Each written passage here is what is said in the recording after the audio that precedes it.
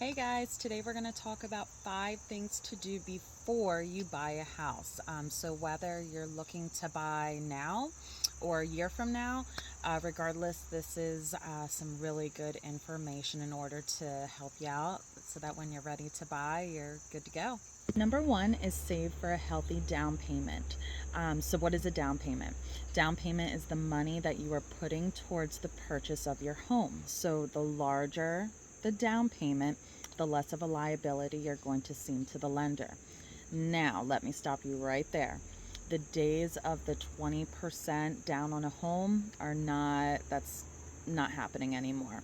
So there are loans. A conventional can go down to 3% down on a property. FHA can go down to 3.5%. So it definitely gives you, to compare, 3% of a $100,000 home, $3,000. So you're not looking at that huge, 20% payment anymore. Now, obviously, the more money you put down, the less of a liability you're going to seem because you're not borrowing as much money. So saving for a healthy down payment is always a good idea. I always recommend having like 10% saved to go towards the purchase of the home. Then if you decide not to put that much, you have a little bit of extra savings that you can throw into the house. Number two is raise your credit. So when you go to purchase a home, the mortgage lender is going to look at your credit score and see where you're at. Ideally, we want you to be in the at least 620 or higher. There are lenders that can go down to 580, but you're going to see a little bit of an increase in that rate. So definitely getting your credit score, the higher, the better. Numero three is coming up with a budget. So I highly recommend, this is something that I do monthly now, but print out your bank statements for the year or past couple months, whatever, and start going through and categorizing, how much you're spending. I know personally, I found out that I spend way too much money eating out. So I was like, oh, I probably should start to save some of that money and put it to other places that, is going to benefit me more. So I was able to find like $300 a month in my budget purely from eating out. I eat on the run a lot. It's part of the business, but I learned different ways. I started packing lunch instead. So definitely go through your bank statements, see where you're spending money, see different subscriptions that you no longer need or use, and start getting rid of them and cutting things.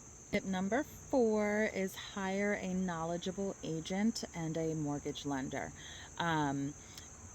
This is very important.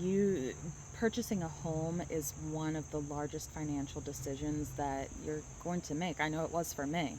And it's not something, you just play around with. It's something to be taken pretty seriously. So hiring somebody that's knowledgeable, interviewing agents, making sure that they are focused on your goals specifically, that's key.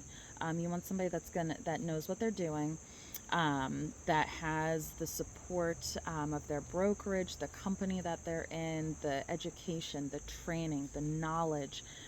That's all. And then just personality wise, you want to make sure you click. You don't want to work with somebody you don't really get along with. At least I don't. So definitely hiring, the right people to help you get through this process is going to make it so much easier for you. Tip number 5, and it seems pretty obvious, but I feel the need to kind of like throw it in here. Maintain your job. Do not be switching careers, switching jobs around, bouncing from one company to the next. It just doesn't look good, and it raises a red flag for the lender, and it just shows that the liability that the loan is going to get paid back may not be the greatest, so it makes you a liability. So maintain your career, stay in the same trade. If you're a teacher, stay teaching, whatever you're doing. That way you can ensure that there's no bumps or hiccups as we go through the mortgage process. So whether you're looking to buy now or a year from now, 5 years from now, whatever your plan is, it's never too early to start, preparing. Saving for that down payment, that's huge. Raising your credit, that's huge. And those are two things that are going to take some time.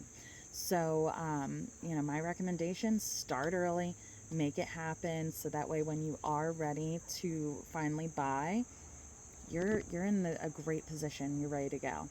So down below here, click on my blog link, and there is a free download that has a bunch of tips and tricks on how to raise your credit and also how to save for that down payment. So definitely click there, download it, and let me know what you think.